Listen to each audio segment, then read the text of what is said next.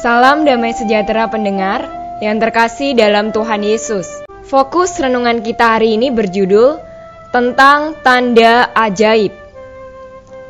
Firman Tuhan dalam Kisah Para Rasul pasal 28 ayat 5 berkata, "Tetapi Paulus mengibaskan ular itu ke dalam api, dan ia sama sekali tidak menderita sesuatu."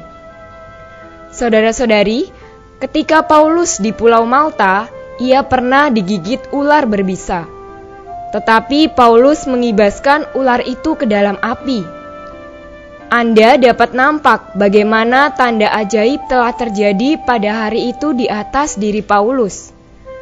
Paulus tidak berkata kepada orang-orang Malta, "Mari lihat, aku akan menyatakan suatu tanda ajaib yang besar." Tidak, ia hanya dengan diam-diam mengibaskan ular berbisa itu ke dalam api.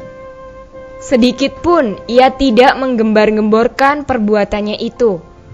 Hanya orang-orang yang tidak mengenal Allah baru menggembar-gemborkan tanda ajaib.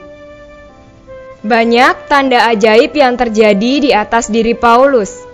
Namun Paulus mengatakan bahwa ia lemah, sangat takut dan gentar.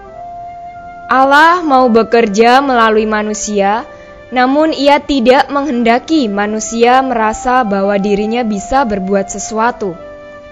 Orang yang tidak mengenal Allah baru mengatakan bahwa ia dapat melakukan perkara ini dan dapat melakukan perkara itu. Orang yang benar-benar mengenal Allah hanya akan mengatakan, "Aku tidak tahu aku bisa berbuat apa." Orang yang benar-benar dapat dipakai Allah tidak merasa dirinya bisa melakukan ini atau melakukan itu. Ia hanya dengan wajar melakukannya. Oh, syukur kepada Allah, kuasa-Nya begitu besar sehingga perkara apa saja dapat dilakukannya sendiri. Kita tidak perlu melakukan apa-apa. Semakin lama kita menjadi orang Kristen, kita akan makin menjadi sederhana.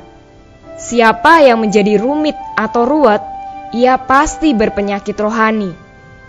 Kita hidup di hadapan Allah, sehari lewat sehari, kita akan menjadi makin sederhana.